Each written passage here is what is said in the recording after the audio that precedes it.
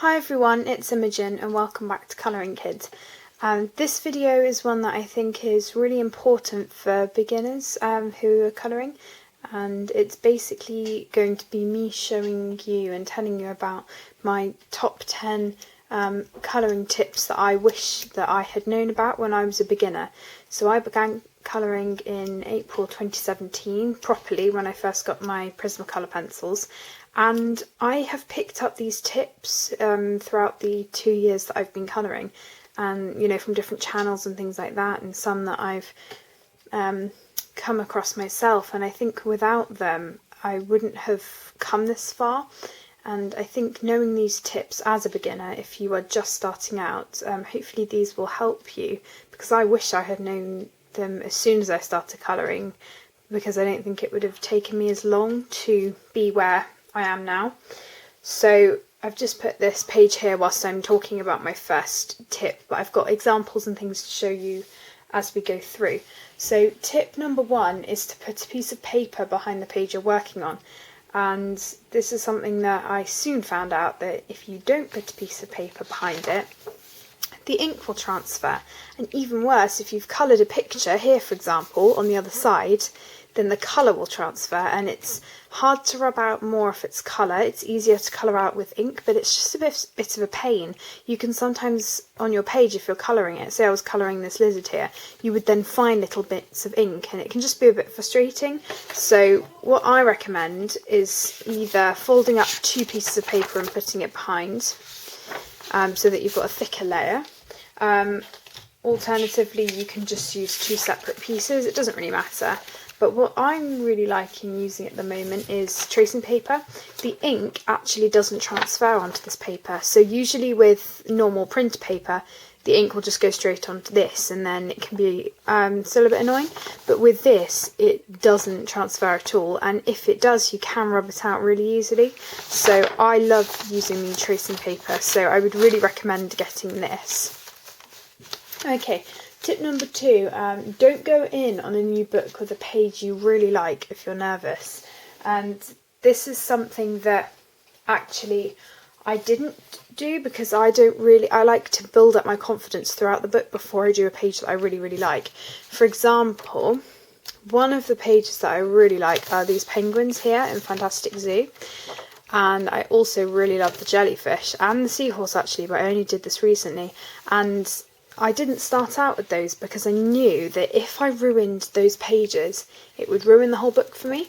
So I actually started with the pig, and I think many of you, obviously we kind of know what colour a pig should be, so I feel like it wasn't too difficult for me for this particular page to find a colour palette and start the book. So that's just a tip. If you're really, really nervous about starting a book that you know you love, don't go in on a page that's your favourite page. If you know that's your favourite page, but you're nervous, just wait a bit until you've built up the confidence and then colour it. Tip number 3, don't feel you have to stick to one pencil set per page. Now, this is really important actually, because when I first got my 72 Prismacolors, I think I had a 24 set of Faber-Castell Classics as well that I just didn't use. And I'll show you a page later, but I literally just I used so many of the colours from that 72 set, and I just felt like I'm literally using every single colour here and it doesn't look great. And now I use my Faber-Castell Polychromos, my Prismacolors, my Holbeins all together. And to show you an example of that, I have got a page from World of Flowers here. So I've used Faber-Castell Classics, I've used my Eco pencils, I've used my Prismacolors, everything like that. I've literally used everything.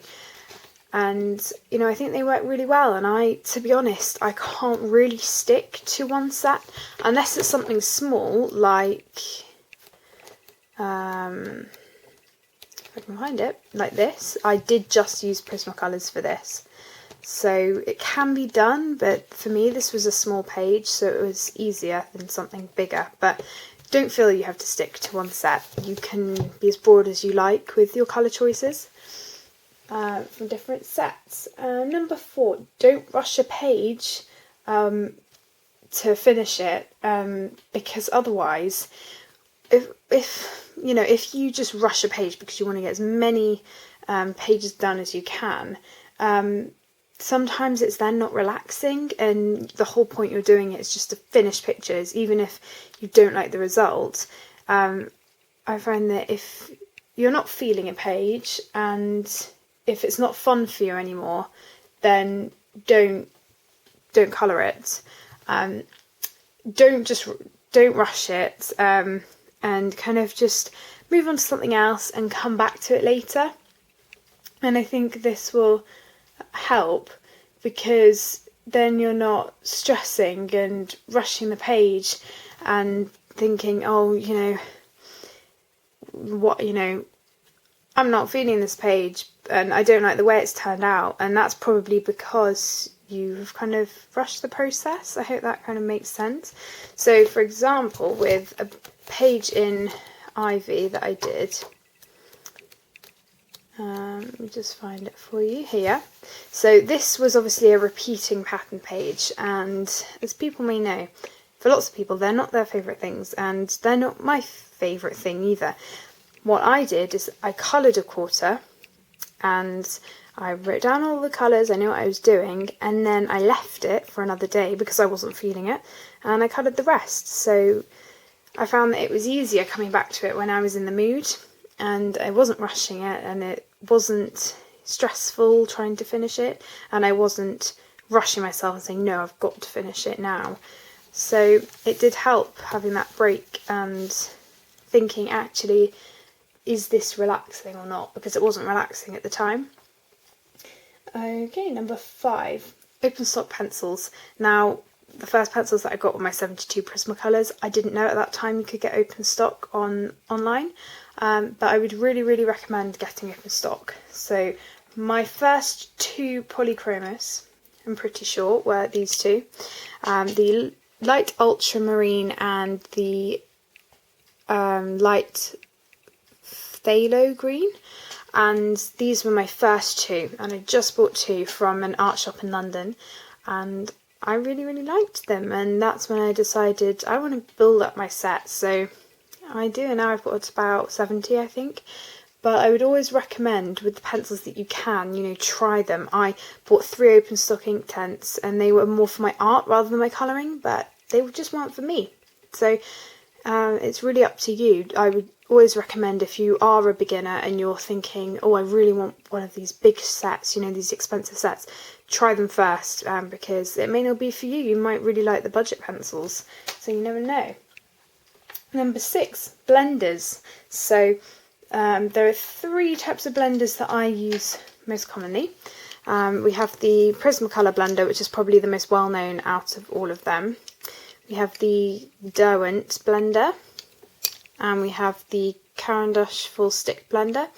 And I think as a beginner, what you need to know about these is that you need to put enough layers down first before you go over with these, because otherwise they don't blend the colour as well as they would. You need at least kind of, I would say at least 2 or 3 layers before you burnish it. And because of that, it might not be the thing for you because you have to layer, but these are really, really good for beginners. If you're looking for something to help your blending, they also make your overall page more smooth, and it can also, especially the Prismacolor, it can make the colours look a bit more vibrant. Okay, number 7, test your colours on paper first. You can also use swatches.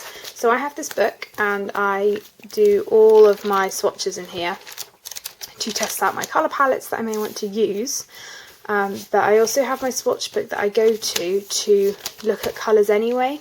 So if I know that I want to use browns, for example, light browns, I would go to this section, kind of this section with the ochres, and that way I already know, okay, these could be the sorts of colours I want. I'm going to see how well they blend together in this book. So that's why doing them is really useful, and instead of just just colouring down before you know what the colours look like. It's always a good idea to look at your swatches and test the colours out before you put them onto the page. Number 8 is think about your colours, and this is the example that I wanted to show you. My first ever page that I did with my Prismacolors was an Easter page in Romantic Country, and I hate the way it turned out, I'm going to be honest, but it was my first go. So you can see I literally threw every single colour at this page, and looking back at it now, I mean, I don't think that blending was bad for my first try, but I just don't like it. I didn't think about a colour palette, I just did whatever colours I wanted to. I'm not a big fan of the bright yellows and the chartreuse and the blue background and everything, but at that time I didn't really know what I was doing, so, you know, it's fine. But as a beginner, I think sometimes you can mislead yourself and think, okay, so I've got this set, let's see how many colours I can use. Sometimes it's better to restrict yourself and think about the colours that you're using more, because it's likely that you'll be more happy with the result. At the time I was really happy with the result of this page, but now looking back at it, I'm not. So, you know, we do improve in the future. So I look back at this now and I think, wow, that was really good 2 years ago, but it might be good to restrict yourself from an early stage, and then you'll find making colour palettes and things a bit easier. Number 9, you can add details with gel pen and glitter and things like that. So you can use things such as stickles. I've got a Uniball White Signo gel pen here. I've got a clear Jelly Roll Stardust and a Wink of Stella. All of these things, along with metallic gel pens, normal gel pens, kind of just add a new dimension to your page. And I think sometimes people think, okay, so this is a page and I'm going to colour it with coloured pencil, and then, you know, that's it. They just colour it with coloured pencil and leave it. Sometimes these can really add to your page and make things pop and just improve your page that much more, and you can be even more happy with it. And lastly, don't compare your work to other people's, and don't stress if it's not the best thing ever. If it's your first time colouring and you're not the most happy with it, you know, it doesn't matter as long as you enjoyed the process. That's the most important thing, and don't compare yourself. If you do see other people's work and you think, wow, they're amazing, you know, how did they get to that stage?